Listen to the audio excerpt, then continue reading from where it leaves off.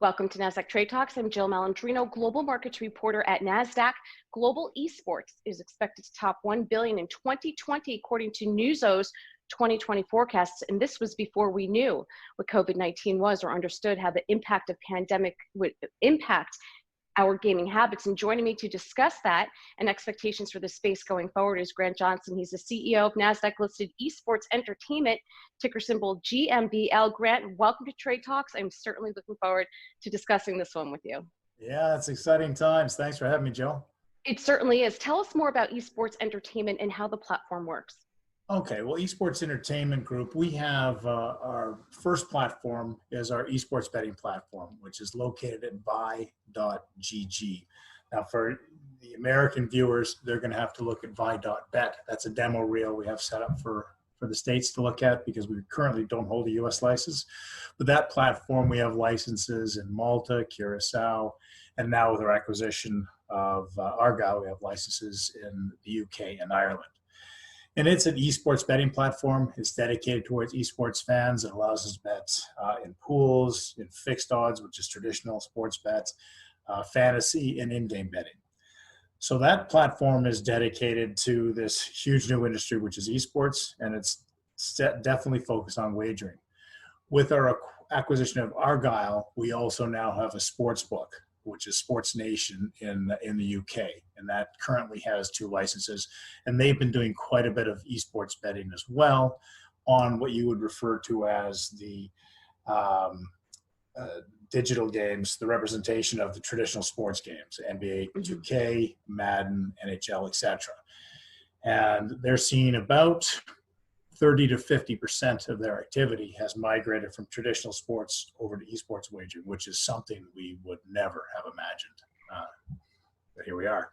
Yeah, I mean, the trend certainly was there for esports. I can recall covering this in 2017, 18, 19, and COVID-19, I would imagine, has accelerated those trends because we're locked down and we can't play sports. So this really is where the energy is going to.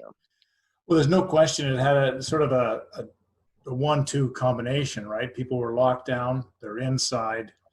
And of course, when you're locked down inside, you get bored fairly quickly. So you go online for your social media, you go online for your entertainment. And online is where esports are. That's it. All the esports platforms are well exceeding all their projected growth rates. People are playing more, people are watching more. People are betting more. That's happening. Then the other combination was all traditional sports were shut down.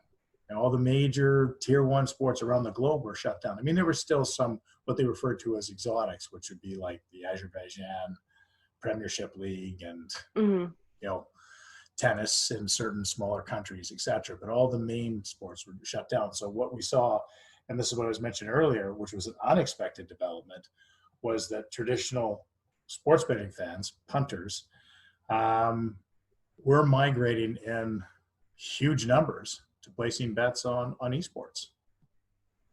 Are you seeing an explosion of partnerships within the industry as this continues to grow?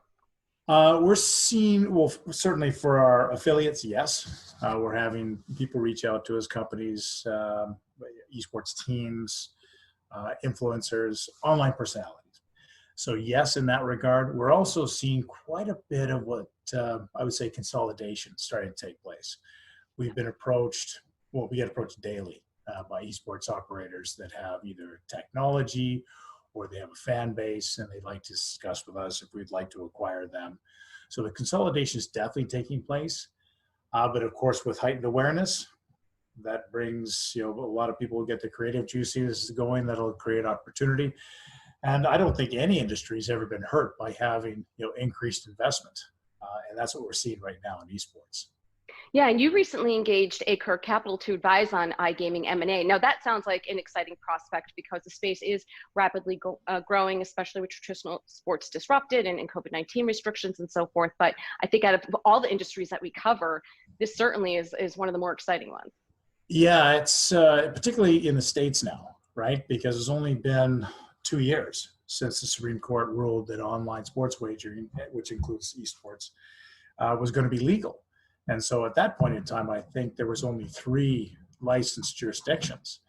And now, today, as the time of this call, I think there's as many as 20, and it's expected there will be as many as 40 states that are going to have regulatory bodies for online betting. So it's a huge expansion. It's very exciting.